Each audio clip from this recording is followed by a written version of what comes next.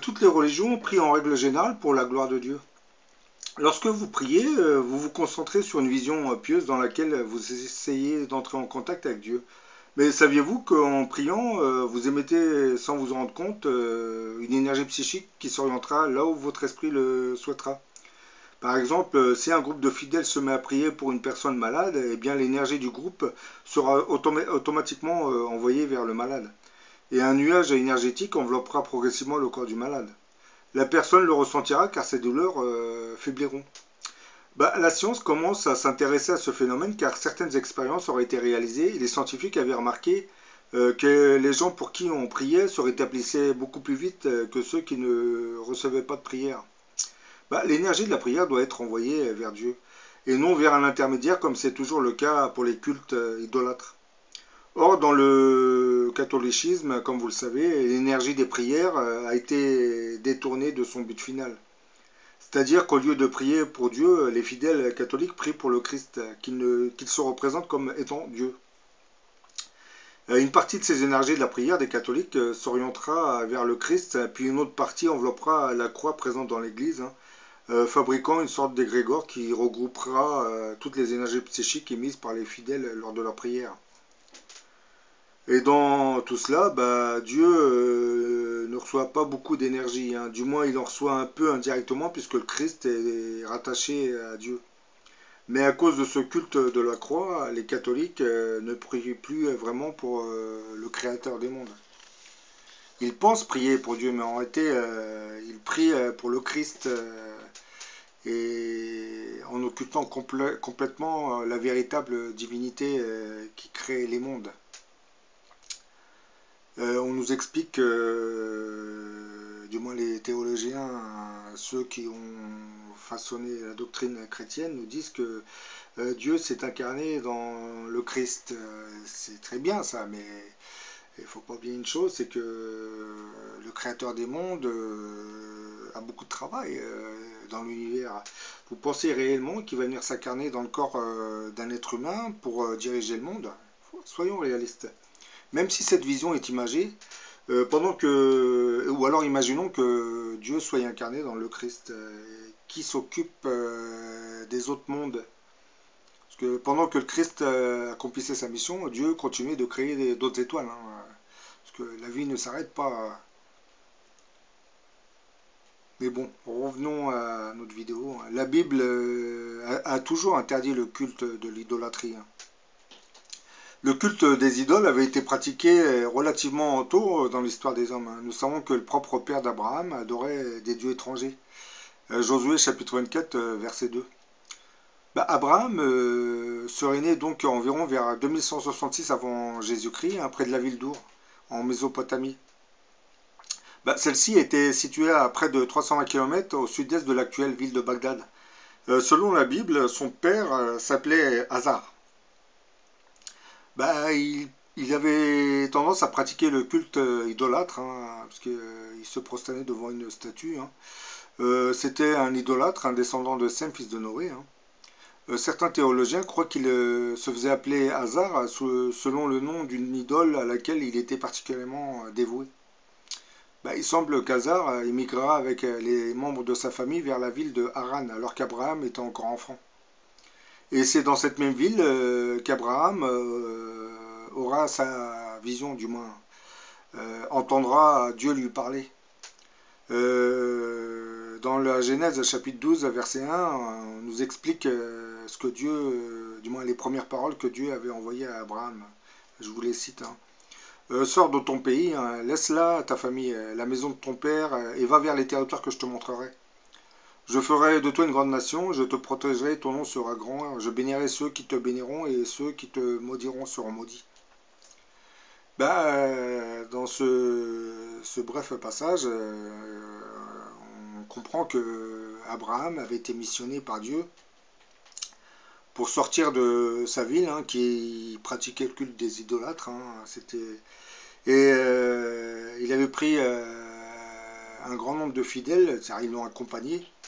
Et sa mission première, c'était de créer une communauté, hein, sémite, qui se prosternerait devant un Dieu unique.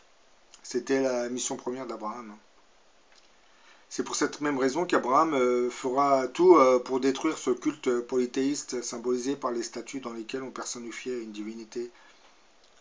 Sa propre femme avait pendant un petit moment, lors de son exode, voulu se prosterner devant certaines statuettes, mais bon, Abraham les avait découverts et les avait brisées.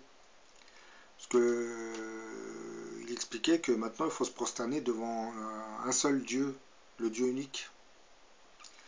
Bien que le christianisme ait adopté le culte du monothéisme, qui est la foi en un seul Dieu, il semblerait qu'au fil des siècles, le catholicisme se serait progressivement fabriqué un culte idolâtre. Puisque, comme vous le savez, les gens, quand ils prient dans une église, ils prient pour le Christ, ils se prosternent devant une croix. Et ça, la Bible a toujours condamné ce genre de pratique, puisque vous ne vous prosternez pas devant le Créateur, mais devant une idole. Bien que le christianisme ait adopté le culte du monothéisme, comme je l'ai expliqué, il semblerait que ça ne soit pas vraiment respecté. Certains religieux catholiques ou bouddhistes répondent à cela en disant qu'une image ou une statue n'est pas vraiment une idole, mais un simple support ou vecteur pour aider à la prière. Et que ceux que l'on prie sont au-delà de la représentation qu'on en fait. Or, pour définir l'idolâtrie, nos conceptions personnelles, religieuses ou philosophiques n'ont aucune valeur. Seul compte ce que Dieu avait dit dans la Bible. Et d'ailleurs, que nous dit la Bible concernant les cultes idolâtres? Dans la Bible, Dieu interdit justement de faire des représentations qui serviraient à un culte ou à la prière. C'est le deuxième commandement dans Exode chapitre 20, verset 4. Tu ne te feras point d'image taillée, ni de représentation quelconque des choses qui sont en haut dans les cieux, qui sont en bas sur la terre, et qui sont dans les eaux plus bas que terre. Tu ne te prosterneras point devant elles, et tu ne les serviras point. Dieu a toujours mis son peuple en garde contre la tentation des idoles, l'idolâtrie, et que ce soit sous l'ancienne alliance avec Israël depuis sa sortie d'Égypte, ou sous la nouvelle alliance avec l'Église du Christ. Vous ne vous ferez point d'idole, vous ne vous élèverez ni image taillée ni statue, et vous ne placerez dans votre pays aucune pierre ornée de figures pour vous prosterner devant elle. Car je suis l'Éternel, votre Dieu. Lévitique, chapitre 26, verset 1. Là, c'est un peu clair quand même.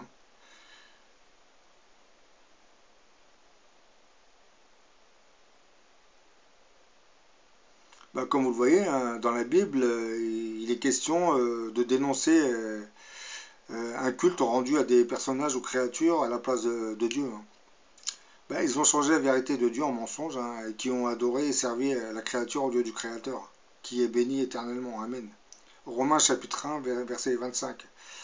Là, dans ce petit verset, c'est exactement ce qui se passe pour le catholicisme. Ils ont servi la créature au lieu du Créateur. Le Créateur, c'est Dieu, et la créature serait le Christ. Donc, lorsque vous vous prosternez devant le Christ, vous ne le faites pas devant Dieu. Et ceux qui vous disent le contraire, en réalité, vous égarent complètement. Dès le début, Dieu avait mis les hommes en garde contre les idoles. Ceux qui les fabriquent et ceux qui s'inclinent devant elles et leur offrent un culte sont qualifiés de stupides. Tous ensemble, ils sont stupides et insensés. Leur science n'est que vanité, c'est du bois. Jérémie chapitre 10, verset 8. Et comme il explique, parmi les idoles des nations, en est-il qui fassent pleuvoir? Ou est-ce le ciel qui donne la pluie? N'est-ce pas à toi, Éternel, notre Dieu, nous espérons en toi, car c'est en toi qui a fait toutes choses. Jérémie chapitre 14, verset 22. L'apôtre Paul révélait l'origine de l'idolâtrie comme le produit d'une déviation religieuse en disant que malgré la révélation de Dieu dans sa création, les hommes n'ont pas voulu le reconnaître et lui rendre gloire. Alors, dans leur folie, ils se sont fait des dieux à leur dimension. Dans le catholicisme, faut avouer que c'est un peu ce qui se passe avec la fameuse croix devant laquelle tout le monde vient se prosterner. Les prophètes d'Israël ont souvent stigmatisé et ridiculisé l'incapacité des idoles. Comme ils le disent, leurs idoles sont de l'argent et de l'or, hein. Elles sont l'ouvrage de la main des hommes, hein. Elles ont une bouche et ne parlent point. Elles ont des yeux et ne voient point. Elles ont des oreilles et n'entendent point. Elles ont un nez et ne sentent point. Elles ont des mains et ne touchent point, des pieds et ne marchent point. Elles ne produisent aucun son de leur gosier, hein. Ils leur ressemblent ceux qui les fabriquent. Tous ceux qui se confient en elles, psaume. Là, comme vous voyez, la Bible est catégorique, hein. Il ne faut pas se prosterner devant des idoles. Certains vont nous dire que oui, mais la croix et le Christ, c'est pas pareil. Le Christ représente Dieu, mais non. Le Christ est envoyé, il a été missionné par le Créateur des mondes pour accomplir une mission sur cette planète. C'est pas le créateur, parce que pendant que le Christ accomplissait sa mission sur Terre, Dieu continuait de créer des étoiles dans l'univers. La vie ne s'arrêtait pas, hein. Il continuait de créer la vie sur d'autres planètes. Donc, d'ailleurs, la mission du Christ sur Terre avait été encadrée par un groupe d'anges qui s'occupait du cheminement du christianisme à travers le monde. Mais bon, avec le temps, le christianisme, du moins le catholicisme, va être détourné progressivement de certaines bases, hein, du véritable christianisme. Et je pense que dans le futur, une correction sera faite à ce sujet. Pour ça, je pense souvent au grand monarque. Je pense qu'il va rétablir la vérité sur cette réalité. Donc, comme je l'explique, lorsque vous priez pour le Christ, vous ne priez pas pour Dieu. Vous concentrez votre énergie sur le Christ en occultant complètement Dieu. Je ne dis pas que c'est pas bien, parce que le Christ fait partie du programme de Dieu.